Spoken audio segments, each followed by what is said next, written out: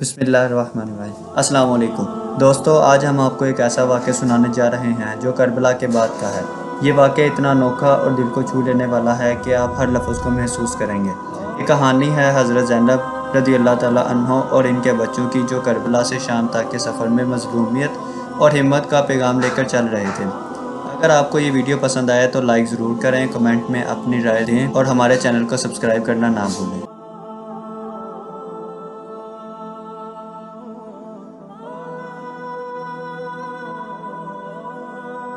حضرت امام حسین رضی اللہ تعالیٰ عنہ اور ان کے ساتھیوں کی شہادت نے ہر دل کو دکھ اور غم سے بھر دیا تھا، مگر کربلا کا درد یہیں ختم نہیں ہوتا۔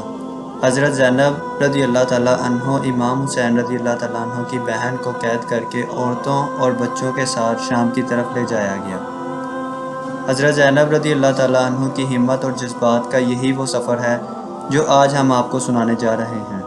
شام کے راستے میں ان مظلوموں پر کتنے ظلم ڈھائے گئے، مگر حضرت زینب رضی اللہ تعالیٰ عنہ نے اپنے بچوں کو ہمت اور یقین کا درس دیا۔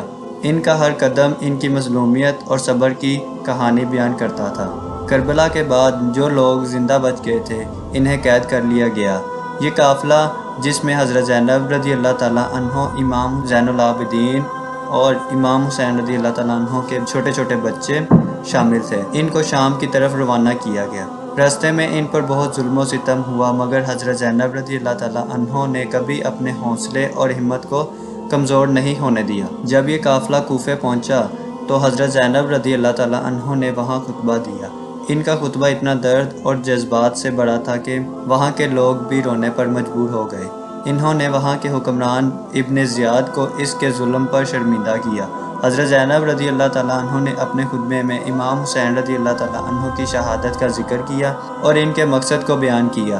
یہ خطبہ کوفے کے دربار میں سنایا گیا اور سب لوگوں کو یہ بات سمجھ آ گئی کہ امام حسین رضی اللہ تعالیٰ عنہ نے کس لیے اپنی جان دی۔ اس کے بعد یہ قافلہ شام کے لیے روانہ ہوا۔ سفر بہت مشکل تھا، بچے بھوک اور پیاس سے نڈھال ہو گئے تھے۔ راستے میں انہیں پانی نہیں دیا جاتا تھا اور اگر دیا بھی جاتا تو بہت کم۔ حضرت زینب رضی اللہ تعالیٰ عنہ نے ان مشکلات کا سامنا ہمت اور صبر کے ساتھ کیا۔ انہوں نے اپنے بچوں کو بھی ہمت دی اور انہیں سمجھایا کہ یہ صبر کا وقت ہے۔ شام کی گلیوں میں حضرت زینب رضی اللہ تعالیٰ عنہ نے اپنے بھائی کے قتل کا درد اور اپنے بزم کا اثر چھوڑ دیا۔ انہوں نے وہاں خطبہ دیا جو آج بھی ہر دل کو ہلا دیتا ہے۔ ان کی آواز میں وہ شدت تھی جو ظلم اور جبر کے آگے سر نہیں جھکتی۔ حضرت زینب رضی اللہ تعالیٰ عنہ نے اسلام کا پیغام شام کے دربار میں اس طرح دیا کہ ان کا ہر لفظ ایک طاقت بن گیا۔ شام پہنچنے پر انہیں یزید کے دربار میں پیش کیا گیا۔ یزید نے انہیں اپنے قصر میں بلایا اور وہاں ان کا مذاق اڑایا، مگر حضرت زینب رضی اللہ تعالیٰ عنہ نے اپنی ہمت اور ایمان کو کمزور نہیں ہونے دیا۔ انہوں نے یزید کے دربار میں بھی خطبہ دیا۔ یہ خطبہ اتنا زوردار اور طاقتور تھا کہ یزید بھی سن کر ہل گیا۔ حضرت زینب رضی اللہ تعالیٰ عنہ نے اپنے خطبے میں یزید کو اس کے ظلم اور ستم پر شرمندہ کیا۔ انہوں نے امام حسین رضی اللہ تعالیٰ عنہ اور ان کے ساتھیوں کی شہادت کا ذکر کیا اور ان کے مقصد کو بیان کیا۔ انہوں نے کہا کہ امام حسین رضی اللہ تعالیٰ عنہ نے اسلام کو بچانے کے لیے اپنی جان دی اور ان کا خون ضائع نہیں ہوا۔ حضرت زینب رضی اللہ تعالیٰ عنہ کا یہ خطبہ آج بھی لوگوں کے دلوں میں زندہ ہے۔ انہوں نے اپنے ہر لفظ سے اسلام کے پیغام کو زندہ رکھا۔ ان کا یہ خطبہ ثابت کرتا ہے کہ ظلم چاہے جتنا بھی ہو، حق اور سچائی کی روشنی کبھی مدھم نہیں ہوتی۔ حضرت زینب رضی اللہ تعالیٰ عنہ کے دلیرانہ خطبے کے بعد یزید کے دربار میں سناٹا چھا گیا تھا، مگر یزید کی حکومت کا جبر اور ظلم جاری رہا۔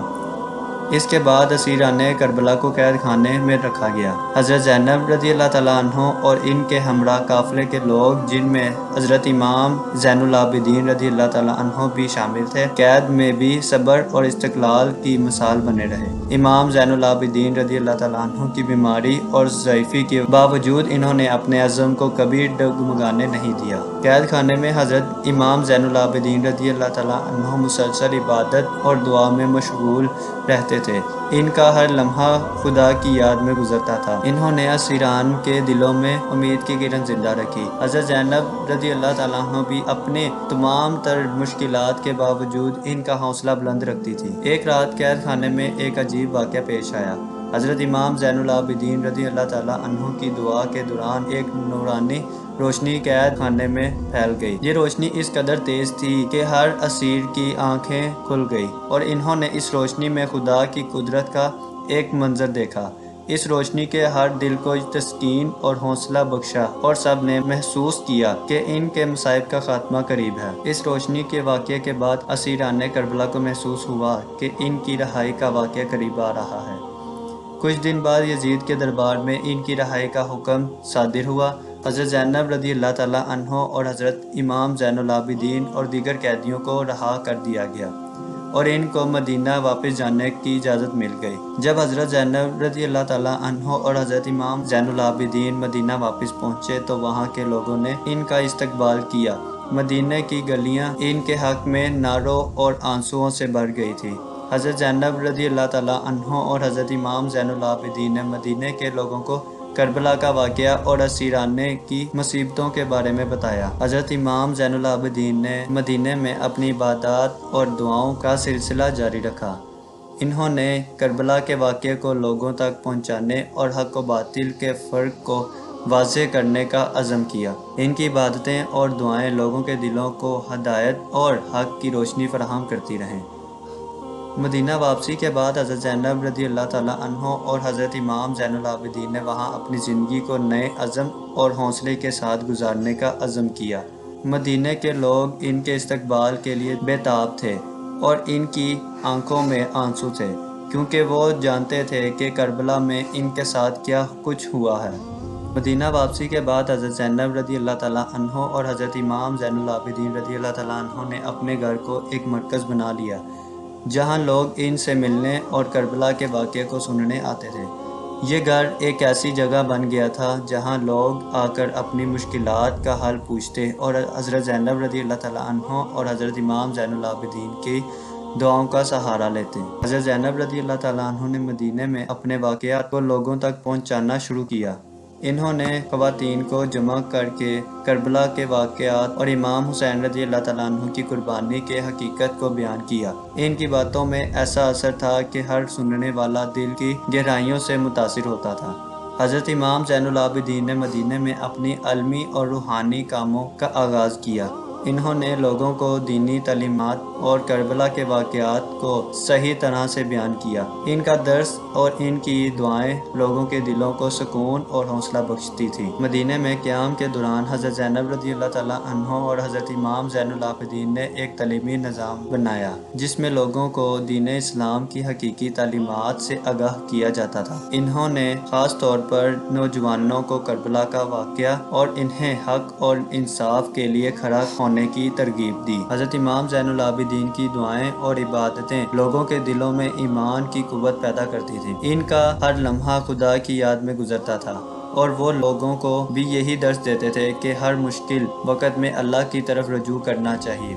ان کی دعاؤں کی تاثیر لوگوں کے دلوں میں محسوس کی جاتی تھی اور ہر کوئی ان کے علم اور روحانیت سے متاثر ہوتا تھا۔ مدینہ کے لوگوں نے حضرت زینب رضی اللہ تعالیٰ عنہ اور حضرت امام زین العابدین کی حمایت کی اور ان کی تعلیمات کو قبول کیا۔